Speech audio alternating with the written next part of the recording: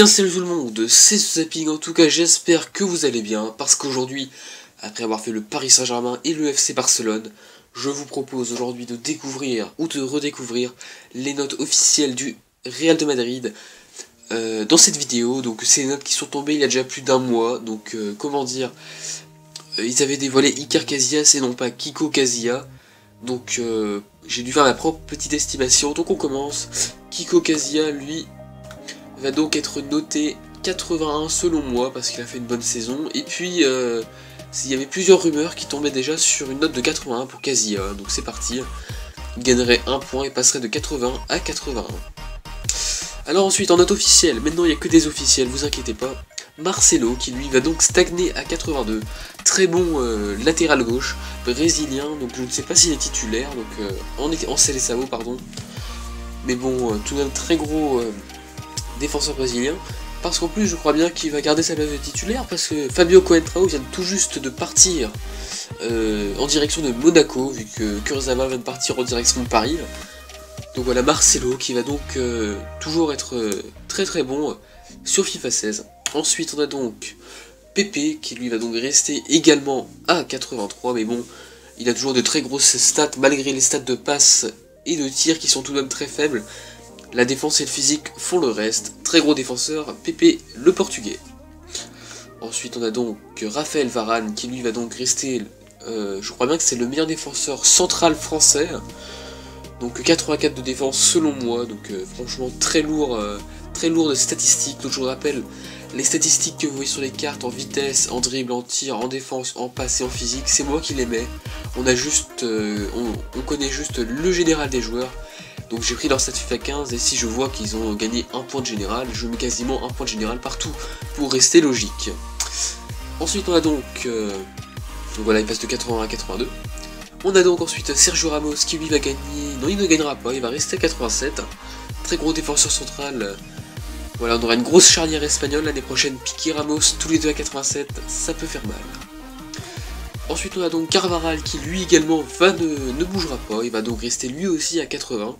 Il n'avait pas fait de saison flamboyante, mais en plus avec l'arrivée de Danilo, qui va donc passer à 81 en gagnant 2 points de général, il va se faire piquer sa place de titulaire selon moi, parce que Danilo est beaucoup plus complet, il n'y a rien à dire. Il a quasiment 80 partout, donc pour un latéral droit, non pour un, oui un latéral droit, un arrière droit plutôt, c'est tout de même une bonne note, hein, quand même, 80 partout.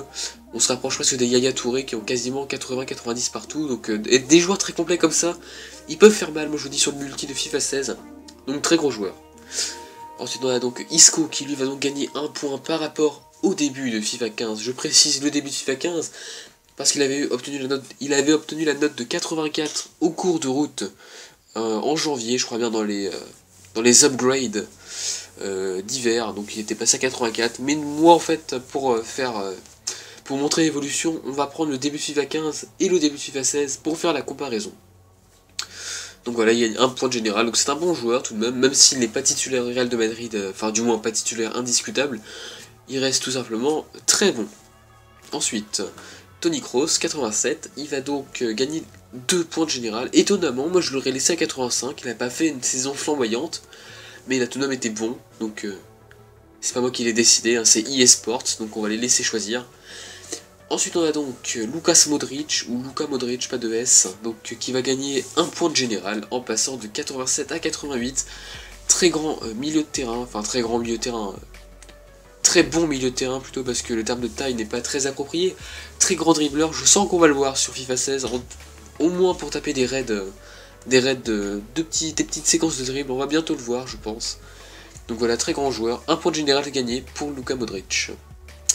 James Rodriguez qui lui va également gagner 1 point de général, alors lui il est plus complet, il a plus de tirs, il va plus vite, mais il est moins défensif, mais bon, on peut pas lui reprocher, c'est un milieu offensif, quel intérêt d'être défensif, quand t'es milieu offensif, il n'y en a aucun, il passe à 87 de général, il va claquer moi je vous dis sur FIFA 16.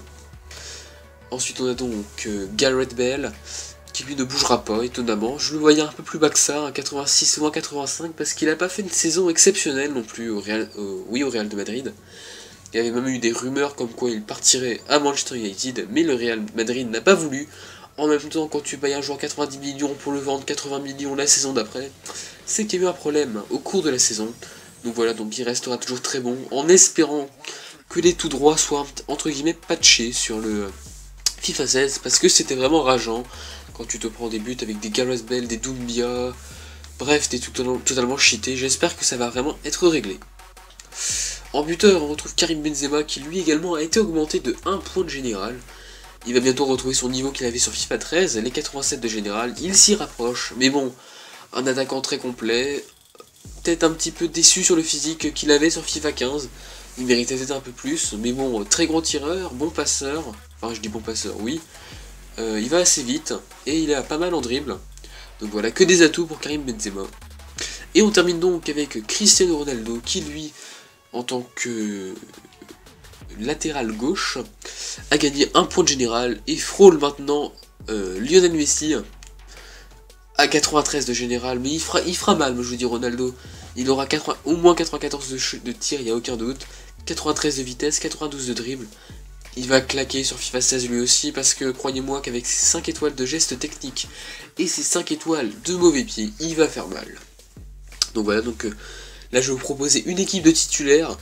Sans doute, enfin, équipe de titulaires, c'est-à-dire c'est les meilleurs au poste 4-3-3 que tu peux faire pour l'instant au Real de Madrid. Alors donc on a donc Kiko Casilla, Marcelo, Pepe, Sergio Ramos, Danilo, Toni Kroos, James Rodriguez, Luka Modric, Gareth Bale, Karim Benzema et Cristiano Ronaldo. Donc pour un petit général de 83 en défense, de 87 au milieu de terrain, c'est absolument fou, et de 89 en attaque. Donc ça peut vraiment faire mal. Parce que Ronaldo, Gareth Bale, je peux vous dire que ça va remonter vite sur les côtés cette année. Donc en tout cas pour un général total d'équipe de 86, donc ça va vraiment faire mal. Un petit peu déçu parce que je pense qu'ils auraient pu choper meilleur gardien que Kiko Casilla. Par exemple, il y avait Hugo Lloris qui aurait pu être sur le départ, ou encore, je ne sais pas, David De Gea qui était prononcé au Real de Madrid. Mais on n'est pas là pour faire des théories transferts. Donc en tout cas, j'espère que la vidéo t'a plu. Donc c'était une note officielle du Real de Madrid. Et donc si la vidéo vous a plu, bien évidemment, laissez un like et abonnez-vous. Et donc je comptais également faire la même vidéo sur Chelsea ou sur Manchester City d'ici samedi ou dimanche. En tout cas, j'espère que la vidéo vous a plu et je vous dis à la prochaine. Salut à tous.